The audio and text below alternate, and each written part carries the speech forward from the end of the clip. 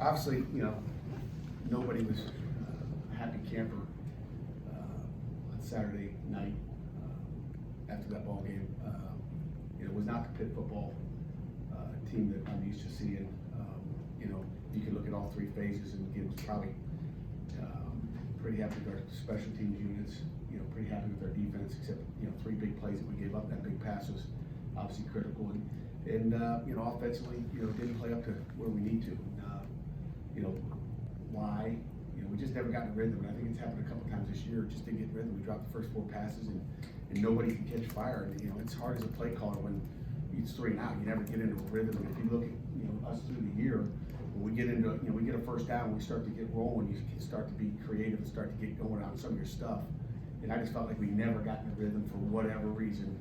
I always talk to our kids about making sure your minds are right and where they need to be. And so, as a coach, you wish you knew exactly what button to push or what problem there was.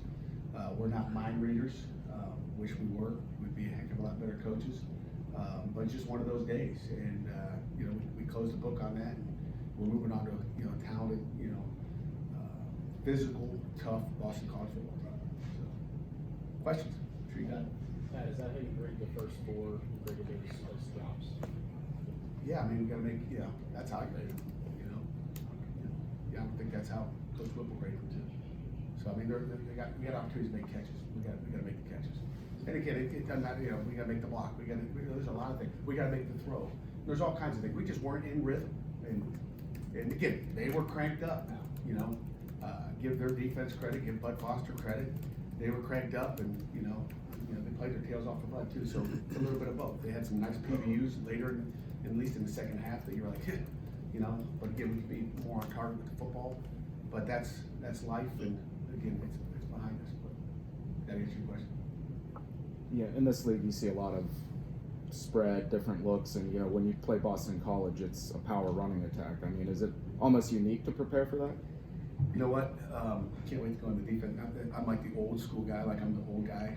Some of the new stuff, spread stuff, they feel like they're really good at defensively. So, and again, I'm in there all the time. But it'll be fun to go into today because it's old school. It's a little bit of Stanford from last year, which we made some mistakes in that game. So it'll be fun to go out and prepare for it. It's very similar to Jim Chaney, what we faced. Really our first spring and fall camp as a defense. Their favorite plays, what we call push play. They're going to hand it to a 250. AJ Dillon, the 3rd leading rusher, in the country right now. He's a hoss. He's an NFL guy. I'm assuming he's leaving this year. I don't know. That's what all the draft predictors are. And he's a he's a load. And he's the 3rd leading rusher in the country for a reason. He's physical, but their push play. They're getting doubles on your both tackles, double on your end, and they're letting that tailback read his seam and find it. And it's, again, very similar, like I said, Chaney. So we've defended that run before. It's their favorite run. And, but they're talented. They got tight ends. They got more tight ends. I think, they got tight ends coming out of their ears. You're not sure which tight end's coming out there. Big physical wideouts.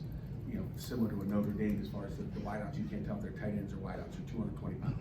Now, this is the first time in 2 years where you're going to go into a game and one of your preseason goals will not be attainable now that you're sort of out of the division race. Is this a test of maturity for this group, or is it given the home finale and given the fact you've got all the experience, it's not something you're you could have said that after the Virginia game if you wanted to, Will.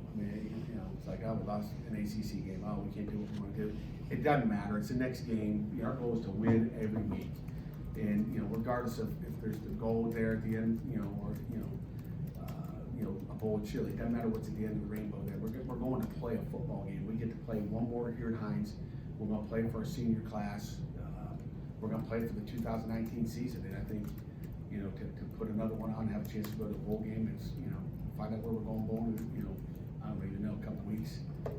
So it's just another game. And, I don't think our kids are going, oh my gosh, we don't have that, let's shut it down. I don't think, I don't think that's in our mentality. I know it's not in our coaches or my mentality. It's not even, it's not even there. We still needed someone to do something already anyway. We still need something else to happen. So there's no, we felt like really that was, I won't say done, but we didn't win that opener. It started there, and we were just trying to win every game after that and see what happens. looking at big picture wise, this being the last regular season game, in your mind, in many of the players' minds, is there a big difference between 75 and 84? Yeah, 8 is one more than 7, and 7 is But one less than but 8. But it's more than just one, isn't it? I mean, I'm not talking math. No, it's 1. I'm not talking math, I'm talking about. Well, you just mentioned 7 and 4 and 8 and 5 and whatever. You know, it's math to me. We like to get as many wins as we can, so yeah, there's a big difference. Because it's one more, yes. It's one more game, and you only get 12 guaranteed, so it's one more, and it's a big difference. And to beat anybody and get wins in that win column are huge, so yes, it matters. 7 is not as good as 8. Good question, really detailed. What else we got? What? It looked like Maurice was lobbying to get in on this third quarter. He was talking. Maurice lobbies a lot, you know. Yeah, Sometimes it's better when his jaw doesn't feel good, it's kind of small and he talks like this. But no, you know, Maurice is, we're gonna protect Maurice, we're gonna protect our players, we're always gonna protect them. Again, it's gonna be another game time decision with Maurice. Again, I just wanna make sure, you know, the doctors tell us one thing, he's telling us another, and there's gotta be somewhere in the middle that we can have some balance. It's obviously senior day, and being a senior, we'd like to get him out there, but I'm not gonna put him out there and then, you know, watch anything happen after that. I won't feel right. How would you assess the progression of the offensive line from, say, week 5 to 10? You know, we'll do that after the season to say, okay, where did they get from week 1? Because every week's a different challenge. You know, it's like, it's hard to say that based on, you know, the defense we played last week, what the game plan was, what the weather was like. You know, did we try to run it enough? Did we run it enough? Did we run it good enough? Could we not run it? I mean, there's so many things to look at, and it's, you know, we don't have time to sit there, and say, how far are we? We've gotten better, I can tell you that. You know, we've gotten as good as we want to get. You know, I can't tell you that. I think I'd be lying to you. But I do believe we've gotten better. But it all depends on what the challenge is and who the guys are up front. And I think those are, the challenges. Were you going into the Virginia Tech game not expecting to run as much? No, well, we wanted to be two-dimensional as always, and but you know, we've thrown it all year, and you know, that's kind of been our bread and butter, and we've had success doing it. But we certainly wanted to run it more, especially with the weather conditions. But you know, when you run it a couple times, I think I mentioned after the game, and you don't have a lot of success, you know, you're kind of going, okay, well, let's go, and you know, you're trying to get the passing game to open up your run game, and that didn't happen. We went 3 and out like 7 times. And, you know, again, that's the rhythm we never got into. And, you know, we lost the time possession by 10 minutes, guys. And, you know, when you look at our defense being on the field for another 10 minutes, we usually won the time possession. But to play as well as they did with you know, as long as they were on the field was the other impressive thing. I mean, you know, they got 250 yards or whatever it was total offense. And you know, they averaged 2.9 yards per rush, you know, based on our stats. We kind of break it down like the NFL does as opposed to college football. He didn't have a lot of help, you know, from his teammates necessarily. But when the problems are his alone, are they accuracy problems? Are they reading problems? Or exactly right? You know, sometimes it's accuracy, sometimes it's, you know, it's trust, sometimes it's, you know, there's a lot of things. I mean, you know, I think he got a little bit flustered, you know, which I think, you know, everybody in this room would. When you turn the ball over, you know, it's hard. Obviously, he had a great series the next series, and we try to just kind of, hey, let it go and go. I mean, I think he missed pace here on a skinny post that could go. You know, we had another route down in the red zone, I think the 10-yard line, that's a touchdown. We got, you know, I believe it was wide open over the middle, and he just didn't see it, you know. And, you know, but that happens. That happens in every game. There's a lot of guys miss. I'm watching, you know, tape now. There's a lot of people miss guys. So we're not the only quarterback in the country. It's not perfect. And, you know, as well as the coaches. You mentioned Dylan likely going early. I don't know. That's what they say. Possibly. Is that what you're hearing too? Not what I'm personally hearing, but what I'm reading here. For your guys personally, I feel like you guys probably have a handful of guys who could theoretically leave early and get drafted. When does that process or those conversations with those guys happen? It'll happen after the regular season's over, you know, in that bowl period. Try to sit down with some guys and send papers in on whoever's interested. I think we're allowed to send it in 3, right, Chris? 5 total, and just to get a grade, and, you know, and I think, you know, obviously it's smart for, you know, anybody's got that opportunity to get evaluated and find out what they say. Because it doesn't matter what I say, it doesn't matter what some street agent's saying, it matters what the NFL says. And then you gotta sit down and have serious talks about what's best for you, your education. education and invest, you know, but again, if the kid's gonna be a first or second rounder, just like, you know, AJ Dillon, you gotta kind of, you know, he's gotta kind of go. As sad as we'll be seeing him go, you know, that's why they come to college, is to go play that next level. That's why they play popcorn football, to go to high school. That's why they went to high school, to get a college scholarship. That's why they go to college, is to get, you know, get an opportunity to make a lot of money if you're a first or second rounder. And I think that's the key, is making a good decision based on first round, second round. And then if it says stay in, then that's when the work has to be done. First, second round, I'm kicking him in the tail and saying go. Third round, I'm saying, you know, you can make a lot more money in a year. I think those are the things that, you know, have to be discussed. That's when the discussions start, I think.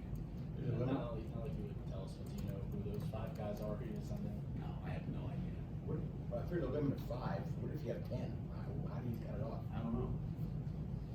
Good luck to you. Hopefully there's only 5 guys that want paperwork. Some guys are going, coach, I'm good. Oh, yeah. And some guys are saying, you know, sometimes you have surprises, so I'm sure, you know, you just never know. You have to decide that. We'll decide, you know, who those 5 guys are, but hopefully they decide, and then we gotta decide. Then, you know, if you got more than 5, I'm scared. What's allowed BC's offense to be so good on third downs this year? You know, they're opportunistic on third down. I mean, they're giving you, I think they've got like 22 fourth downs that they've gone for, but they're gonna run the football. And when you look at it, it's a lot of short yardage. You know, they're not getting themselves in fourth and long because of the style of offense they are. They're running the football and getting themselves in manageable fourth down calls. I think in our breakdown, they've got just 2 fourth down and 3 pluses. The rest are all fourth down and 1s and 2s, which, you know, you got a chance to get those. Especially when you can run the football like they did this year, and, you know, kind of like we did a year ago. You know, you're able to get more of those when you can have confidence in your run game like they've got. They've got confidence in the run game. Coach Dazio is a run guy. He's an offensive line guy. That's his trade, and they're going to have good offensive line. They're going to be physical. They're going to be well coached, and they can run the football. Sorry. Sorry, no, I'm glad you were expansive there. As far as penalty goes, I know you're frustrated with the amount, and what have you guys done outside of just doing film stuff to sort of address that? I mean, what steps have you guys taken outside of that? You know, we talk about the details, and, you know, the details, and it's, you know, sometimes there's nothing you can do. You know, you got to eliminate it on the field, and, you know, again, false starts are going to happen. You're in a hostile environment, the crowd, the noise, whatever. We got one tackle lines up a little bit deep.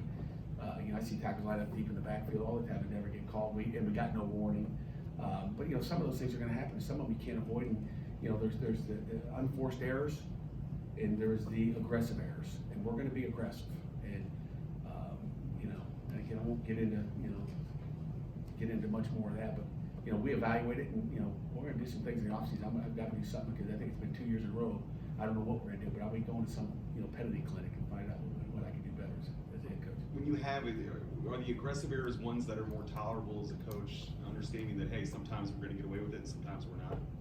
Well, it's aggressive. It's a game of football, and, you know, I don't want anything flagrant like Amir Watts was last week. That was not smart. Some other calls, you know, you know, like I told you after the game, I don't know. You know, again, I've talked about it already, so good there. Have you had discussion, man-on-man with Paris about his issues? What issues? Helmet against? Next question.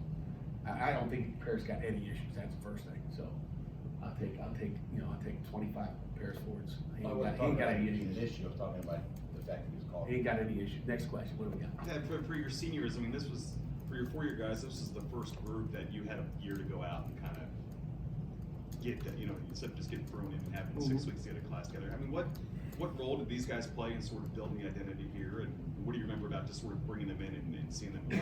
You know, I think every senior class is important, and I can't tell you this one's more important, and that's not coach speak, because I think some coaches would speak the other way and say, oh, it's so meaningful because I've had it for 4 years. But man, I tell you what, just, you know, relationships are important to, you know, to me, to our staff, because it's important to me. And just, you know, it doesn't matter who they are. Tyler Boyd 1 year, you know, you coach a guy for 1 year, you have a relationship with him, whether it's this long or this long. And I think that's the important thing. And you know, you obviously got more stories the longer you're with them, but the memories will last forever that you have with these guys, and that's the fun thing. And there's good memories and bad memories, and there's memories we have in here, you know, that we failed and we've won and we've succeeded. but it's all the things that we do in here together as a football team that's key, and it's not all about winning or losing. It's those relationships that will last forever, and hopefully these guys feel the same way, and they'll be coming back, forever, thinking and talking about Pitt football. You're talking about one senior in particular, DeMar Hamlin. I mean, when you landed him, it was a big recruiting win. He's a Pittsburgh kid, and he's really just made big steps in his career to the point where he's a big player for you. I mean, what can you say about him and his career here? DeMar's been outstanding, and one of the things I'll never forget about his recruiting process, he goes, when he finally committed, I think he knew he was coming here all the time, he goes, I wish I had told you earlier. I could have helped even get more guys, because I think he's a darn good recruiter as well. He's an outstanding football player. I mean, you see what he's developed into. I mean, he started a little slow with those injuries he came in with, and our doctors and trainers did a great job of getting him back, and now you got NFL safety, I think, and honestly, I don't make those decisions, the NFL does, but that guy's as good a free safety as I've ever coached. Cover guy. One of the biggest things he had to do, in the off season was improve his tackling, I thought, and shoot, I don't think he's spring ball. He tackled much with kind of a little issue injury wise, and he came out this fall and has been like, knock on wood, he's got tackled 250-pound back this week, but he's been really good, and I've been impressed with his play, with his attitude, with his leadership in that back end. Steal Jim's question, but about Dane Jackson, captain, senior, corner, probably the NFL potential he's playing this year. How have you guys seen him grow over the years? Dane is, we're going to have senior day here already. That's making me sad already, but I forgot Dane was going to leave us too. You guys thinking about it. Dane's a great football player. I mean, all our kids have developed. When you look at where they were 4 years ago, where they were a year ago to where they are now, I mean, he's playing at a high level. And, he's playing on a pretty darn good defense right now. And again, we'll find out how good they are with 2 more games to go. See if they can finish strong. And, they came back last week. But Dane is, great cover guy. He's a great kid. He's smart. He got it all. I mean, Dane has been, he's not been an issue since he's been here. It's just a fun guy to coach. We take a bunch of those too. Take a bunch of Hamlins, take a bunch of Jacksons, take a bunch of Paris forwards. I mean, those are, I can probably go on and on. Take some Mathises and Pinnocks too. I guess I like my guys. Any final questions? With the legal procedure, or whatever it was with Ulysses' right foot being back, is that something you would normally get a warning on? We had one, yeah, you would usually get a warning. It wasn't his foot. Your head's got, this is the offensive center, and this is his belt. Your head's got to be, right there at the belt. But if he's a little bit deeper, which never gets called, but just happened to get called, it just never gets called. I mean, I can throw that flag every day. So, and again, you'd like a warning first, just like they warn us sometimes. Matter of fact, they warned us about Pat Jones. Hey, he's a little close. Can you back? Yeah, we'll back him up. Thanks for the warning. Appreciate it.